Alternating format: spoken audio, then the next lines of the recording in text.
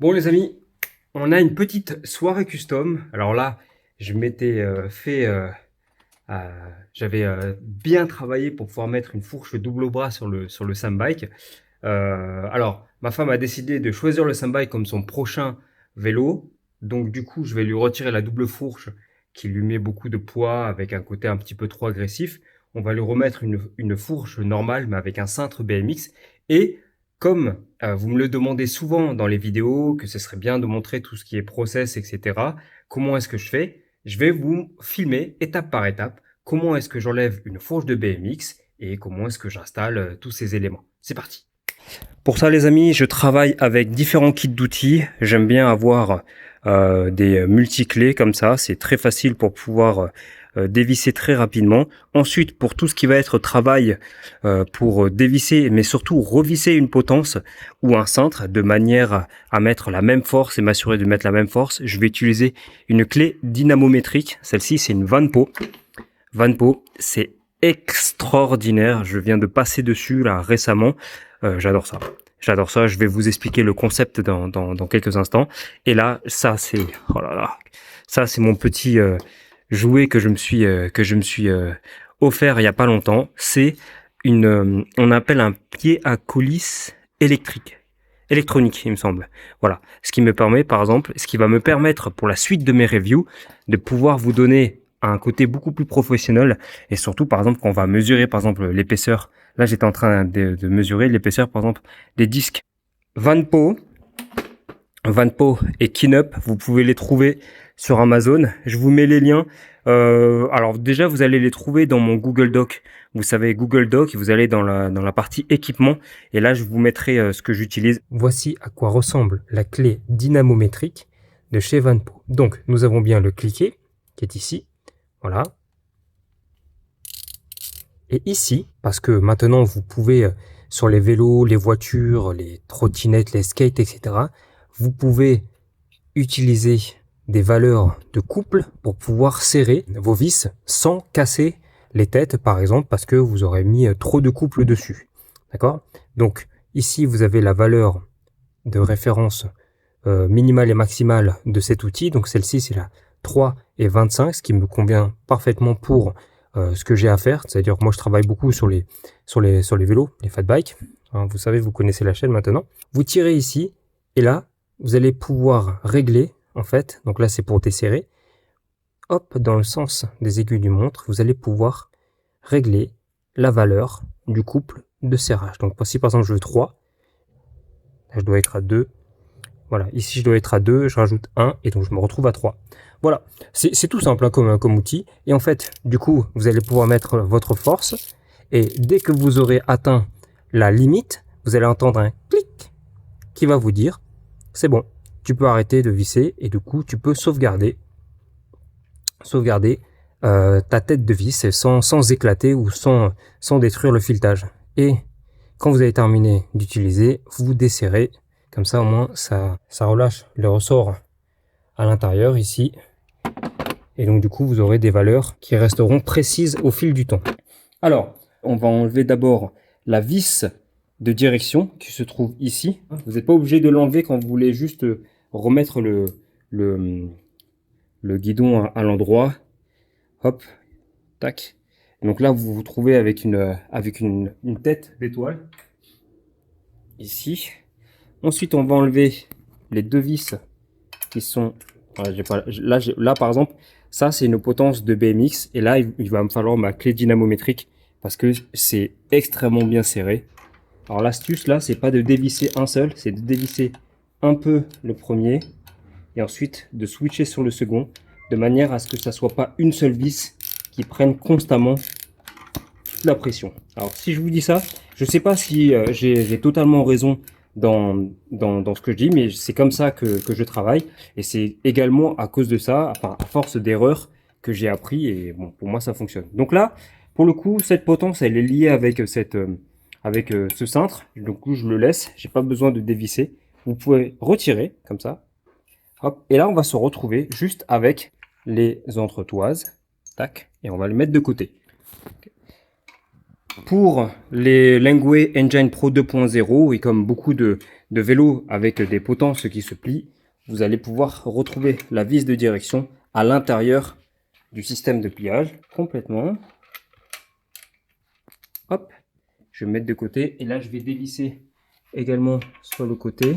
Ok, donc là normalement je peux, voilà, je dévisse un peu une vis et ensuite je switch tout de suite sur l'autre.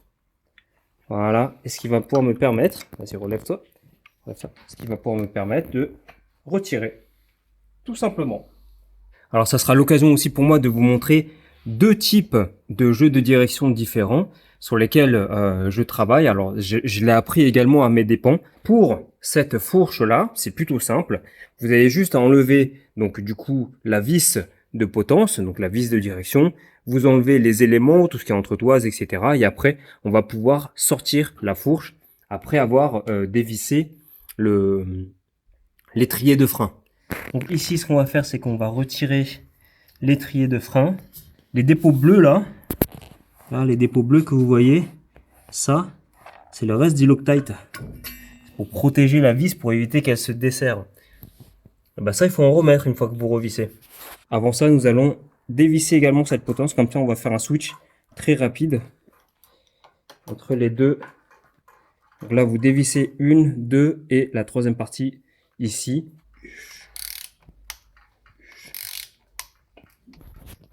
Hop, cette partie-là, ici, je vais la mettre à côté. Et là, normalement, vous allez pouvoir voir un autre système de direction. Donc, c'est pas les mêmes roulements, hein. Ceux-là sont beaucoup plus faciles à travailler. L'occasion pour moi de vous montrer également ça. On va comparer l'épaisseur des freins. Vous dire que ce Simeback est extraordinaire. Il est sur du 203 mm donc de diamètre. Et au niveau des freins, on est sur, alors ils disent, tac, je serre, 2,30. 2,3 mm d'épaisseur. Alors que ici, vous pouvez voir normalement, ça doit marquer 1,8, non? 80. Oui, donc c'est 1,8. Voilà. Sortir. Donc voilà, veillez bien, enlevez tous les éléments. C'est pour ça que j'aime bien travailler avec ces cadres-là, parce que c'est tellement plus facile, vous voyez, pour faire les changements, etc. Ces cadres-là, je les connais par cœur, donc je sais comment travailler dessus. Je vais changer. Hop. Ça, regardez, ça c'est des vieux systèmes de roulement à billes. Ok. Et là, swap sur celui-là. Et ça, c'est ceux avec lesquels j'aime travailler. J'adore travailler avec ceux-là. C'est tellement plus clean, c'est tellement plus facile et ça tient beaucoup mieux que ces vieux roulements à billes à l'ancienne. Voilà, donc ça, vous pouvez les trouver sur Amazon très facilement. Juste veillez à bien prendre la bonne dimension. Hein. Alors, la dimension que vous devez prendre, c'est celle qui se trouve au niveau de la base, hein. Pas ici, d'accord? Parce que en fait, quand vous descendez ici, généralement la base, elle s'épaissit un peu plus. Donc du coup, swap sur ça. Ici, vous devez prendre la dimension de la base. Ici, voilà, le diamètre de la base. Allez, on fait le changement. Pour faire passer à l'intérieur, tac comme ça, doucement, doucement. J'essaye de pas rayer. Là, je fais passer là-dedans. Et là, normalement,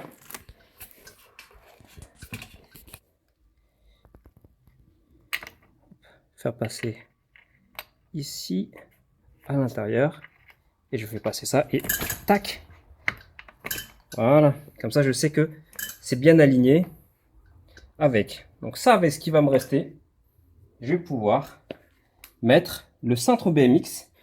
Donc veillez bien à mettre le cache, hein. Ce cache là, il sert juste que si jamais vous prenez la pluie, etc., qu'il n'y ait pas de poussière ou de rouille qui viennent s'installer, surtout que votre système est bien graissé. Donc là, ce qu'on va faire, c'est qu'on va placer d'abord la vis de potence pour bien compresser tous les éléments du jeu de direction, hein, de manière temporaire, hein, mais pas définitive, de manière temporaire. Tac. Je vise pas complètement, je ne serre pas complètement pour pouvoir ensuite par la suite gérer l'alignement par rapport à la roue. Hop, je visse un petit peu. Ok, du coup, là, on a verrouillé la position de conduite pour madame. Et on va pouvoir maintenant complètement aligner le cintre, la potence, de manière à ce que le cintre soit complètement aligné. On va remonter les éléments dessus. Donc, moi, j'avais déjà séparé, comme ça je sais exactement ce qui va à droite-gauche. Vous avez le sélecteur de vitesse. Ensuite, on met le frein, parce que le sélecteur de vitesse, surtout sur le Shimano, celui-là, il vient se mettre au-dessus du frein. Et après, vous passez votre accélérateur. Clac, comme ça. Et on vient placer notre superbe poignée ergonomique. Madame va bénéficier d'une superbe poignée ergonomique. Tac, avec le capuchon ici. Tac. Comme ça, moi, je sais exactement où se trouvent mes éléments. Pour le moment, je laisse comme ça, je vais tout serrer plus tard. Rétroviseur Zerfal.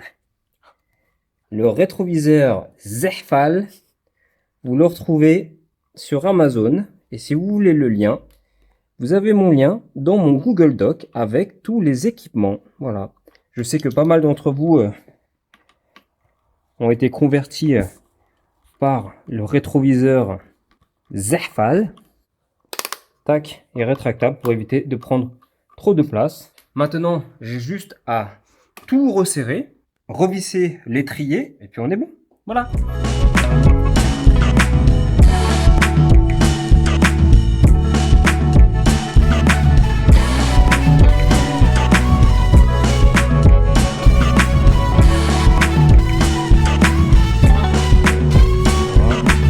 Ok, on est bon. On est bon pour la custom du vélo, pour le Sandbike. Donc du coup, vous, ce sera plutôt l'inverse. Hein. Je pense que vous allez plutôt passer de la version de base pour une version avec de fourche double bras, etc., etc. Là, on vient de passer de la fourche double bras à une fourche normale, mais on a quand même monté un cintre BMX. Au moins, vous avez vu le processus, comment faire. J'espère que cette vidéo vous aura aidé. Durant toute la vidéo, j'ai filmé avec ce t-shirt. C'est en soutien aux copains.